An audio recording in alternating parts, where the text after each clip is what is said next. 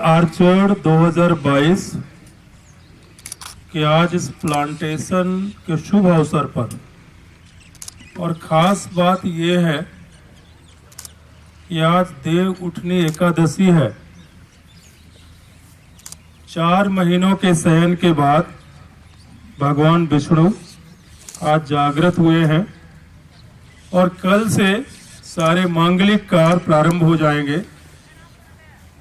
आज का दिन हमारे लिए कश्मीर फ्रंटियर के लिए विशेष इसलिए भी है कि आज शायद Kashmir frontier BSF Kashmir frontier के जीवन में इतिहास में पहली बार हमने 15 कोर का जो कश्मीर वैली को देखती है उसके साथ टेबल टॉप एक्सरसाइज की है, उसको भी इमोर्टलाइज करने के लिए आज हमने ये प्लांटेशन ड्राइव रखा है।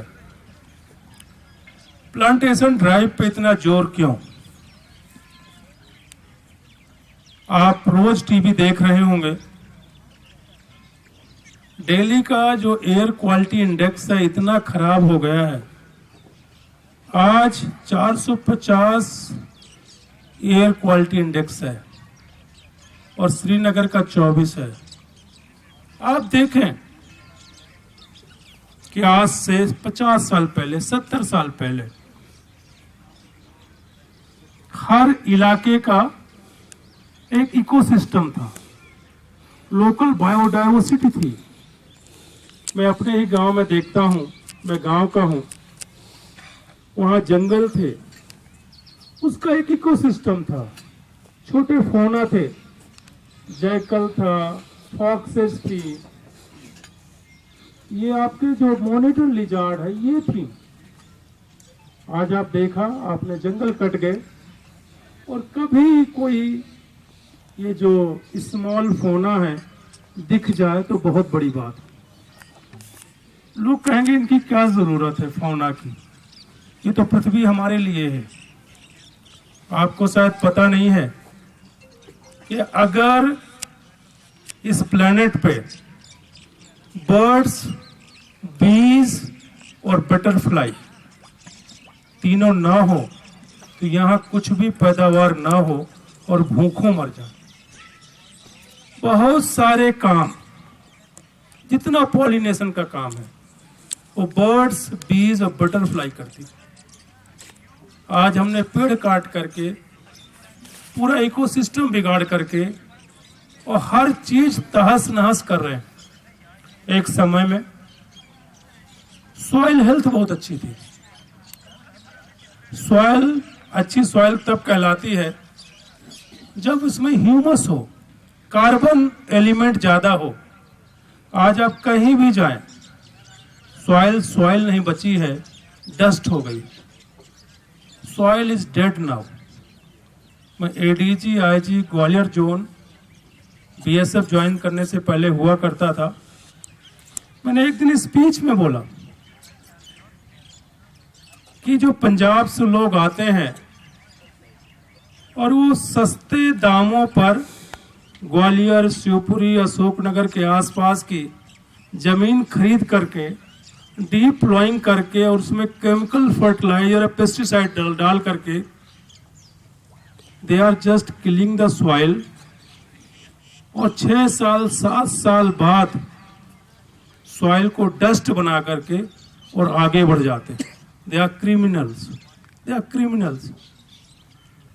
अब एक नया आंदोलन उठ खड़ा हुआ है दोबारा डस्ट को सॉइल में कन्वर्ट करने का। अगर सॉइल हेल्थ अच्छा रहेगा तभी मानव सभ्यता बचेगी। 1960 के दशक में, 70 के दशक में जब अनाज की काफी कमी थी तो ग्रीन रेवोल्यूशन की बात की गई कि हाई वैरायटी के व्हीट ला करके जो ग्रेन फार्मिंग है उसको बढ़ाया जाए, उसमें हाई इनपुट दिया जाए, चाहे वाटर का हो, केमिकल फर्टिलाइजर का हो, पेस्टिसाइड का हो। कुछ सालों में फर्स्ट ग्रीन रेवोल्यूशन के सहारे हमने अनाज का सरप्लस उत्पादन कर लिया, लेकिन उसके बहुत सारे नुकसान हुए। आप देखें पंजाब में, वेस्टर्न यूपी में, जहां भी ग्रीन रेवोल्यूशन सफल हुआ, वहां की जो मिट्टी है वो सलाइन हो गई, पूरी मिट्टी सफेद हो गई है। किसान जो केमिकल फर्टिलाइजर है, पेस्टिसाइड है, उसको जब छिड़कता है तो उसका 10% जड़ों में जाता है, 90% बह करके वाटर सोर्सेज में जाता है और वाटर सोर्सेज को पॉल्यूट करता है। एक बहुत अच्छी बुक है कार्सन की, साइलेंट स्प्रिंग, आप उसको पढ़िए। जितना हमारा वाटर सोर्स है या जहां से हम फ्रेश वेजिटेबल्स या फूड प्रोक्योर करते हैं, हर में कार्सिनोजेनिक एलिमेंट मिला हुआ है और कैंसर काज कर रहा है। आज कैंसर के केसेस बहुत बढ़ गए हैं। तो एक नया सोच पैदा हुआ कि अब सेकेंड ग्रीन रेवोल्यूशन करें। उसमें हम जो एनुअल्स या पेरेनियल्स हैं, जो पेड़ हैं जिनमें ग्रीन फोलिएज ज्यादा होता है, उनको पेरेनियल्स कहते हैं। और जो 6 महीने, 3 महीने, 4 महीने की ग्रेन फार्मिंग है, पैडी है, व्हीट है, राजमा है, मक्की है, ज्वार है, इसको एनुअल्स कहते हैं। पेरेनियल्स कार्बन सेक्वेस्टर करते हैं।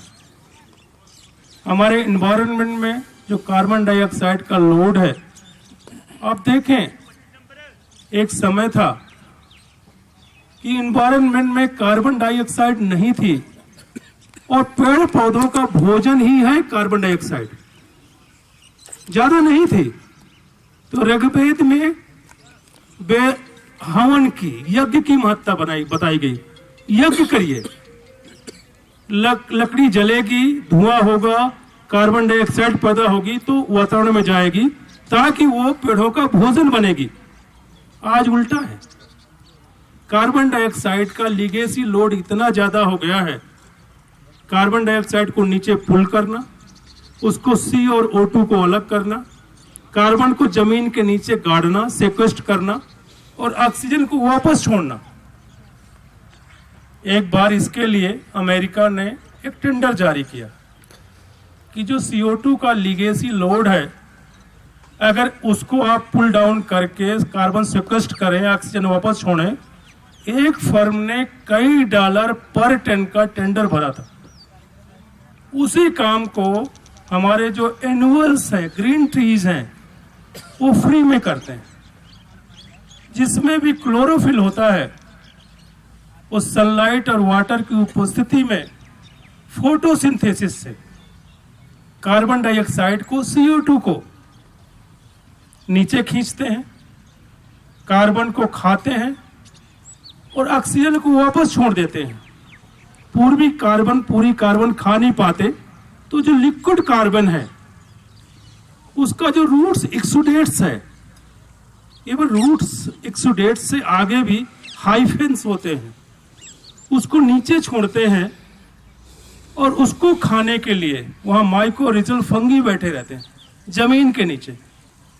वो फंगी केमिकल प्रोसेसेस से सैंड और सिलिका से माइक्रोन्यूट्रिएंट तोड़ के रखते हैं और उस प्लांट को बदले में वाटर सिस्टम से वो माइक्रोन्यूट्रिएंट देते हैं और वो पेड़ अपने कार्बन जो रूट्स एक्सुडेट्स है उसे लिक्विड कार्बन देता है। और जब वो खाने लायक नहीं बचती, वो माइक्रोरिजल फंगी भी खा चुके होते हैं, फाइनल जो वेस्ट होता है वो कार्बन के रूप में नीचे सेक्वेस्ट हो जाता है। डीप प्लॉइंग इसलिए बुरा है कि जब हम डीप प्लॉइंग करते हैं तो जो सेक्वेस्टेड कार्बन है उसको एक्सपोज कर देते हैं और पुनः वो ऑक्सीजन से रिएक्शन करके CO2 बन के वापस उड़ जाती है। एक नया सोच चल रहा है कि अब डीप प्लॉइंग नहीं करना, अब नो टिल फार्मिंग करना है, पंचिंग करना है। पहले एक जमाने में पंचिंग किया करते थे, होल के सहारे सीड्स नीचे डालना। तो अब जरूरत है कि हम सॉइल हेल्थ की बात करें। आप देखें, हमारे देश का जो पॉपुलेशन ग्रोथ रेट है 2.1% है। 135 करोड़ का 2.1% देखें, एक पूरा ऑस्ट्रेलिया हमारे देश में नया जुड़ जाता है। उसके लिए कपड़ा, खाना, मकान, शिक्षा, हेल्थ, एजुकेशन तो अलग बात है। सबसे पहले पीने का पानी चाहिए, निस्तार का पानी चाहिए। हमारे वाटर सोर्स लिमिटेड हैं, नदी हो, तालाब हो, नाले हो, उन्हीं में मीठा पानी है और वो हम धीरे धीरे इंक्रोच कर रहे हैं। मेरे ही गांव में एक जमाने में तालाबों की श्रृंखला हुआ करती थी। अब लोगों ने तालाब इंक्रोच कर लिए, घर बना लिए, खेत बना लिए। क्यों? उन्होंने सोचा जमीन के अंदर इतना अथाह भंडार है जो एक्वेस्ट्रियन वेल्स हैं कि उनको हम परफोरेट करेंगे, फोड़ेंगे और पानी निकाल लेंगे। जब से मैकेनाइज्ड हुआ चीजें, mechanisation has been the biggest bane of humanity. मैकेनाइजेशन से बड़ा अभिशाप मानव सभ्यता के लिए कुछ भी नहीं रहा। एक व्यक्ति जिसके पास ट्यूबवेल लगाने के लिए पैसा है, वो ट्यूबवेल लगा करके आसपास के जो खेत हैं, गरीब लोग हैं जिनको ट्यूबवेल लगाने का पैसा नहीं है, उनके पूर्वजों की धरोहर है, वो पानी सीपेज होकर के नीचे पहुंचा है, उसको भी वो सक कर लेते। तो केवल अंडरग्राउंड वाटर को एक्सप्लॉइट करने की जरूरत नहीं है, वाटर रिचार्ज भी होना चाहिए। एक जमाना था बुंदेलखंड में, महोबा, हमीरपुर में चंदेल राजा थे, उन्होंने बहुत तालाब बनाए थे। तालाबों की संस्कृति हुआ करती थी। हमने सब कुछ खत्म कर लिया, हर चीज गड्ढमड्ढ हो गया है। तो अब जरूरत है कि हम चेतें, this is the high time. इसलिए जब से मैं आईजी कश्मीर फ्रंटियर बना, मेरा इस पर्यावरण संरक्षण पे बहुत जोर रहा है, प्लांटेशन पे बहुत जोर रहा है और हर गतिविधि को हम बहाना बना करके प्लांटेशन करते रहे हैं। चाहे इंटर फ्रंटियर फुटबॉल रहा हो या कोई सीनियर ऑफिसर विजिट करता है तब उसके नाम पे हमने वेटरन आर्चर्ड लगाए। मैं शुक्रगुजार हूँ CITH के डायरेक्टर श्री शर्मा जी का, जो हॉर्टिकल्चर से मैडम आई हैं, मैं उनको सैल्यूट करता हूँ। जो एक्सिस बैंक है, ICICI बैंक है, आपको सलाम कि आपने हमारे इन एफर्ट्स को सपोर्ट किया। आगे भी हम आपसे सहयोग की अपेक्षा करते हैं। हम सभी लोगों की जिम्मेदारी है कि इस धरती का शोषण, इसके रिसोर्सेज का शोषण इतना ज्यादा न करें कि आगे आने वाली पीढ़ी के लिए कुछ न बचे। महात्मा गांधी कहा करते थे कि हमें अहिंसक लिविंग करनी चाहिए, इतनी क्षति नहीं पहुंचाना पर्यावरण को कि आगे आने वाली पीढ़ी के लिए कुछ न बचे। दास कबीर जतन से ओढ़ी, ज्यों की त्यों धर दीनी चदरिया। मुझे उम्मीद है कि हम सभी लोग मिलकर के बड़ी पायस, वैष्णव और सस्टेनेबल लिविंग करेंगे और हमारा ये पर्यावरण संरक्षण का, वृक्षारोपण का सिलसिला चलता रहेगा। जय हिंद, जय भारत।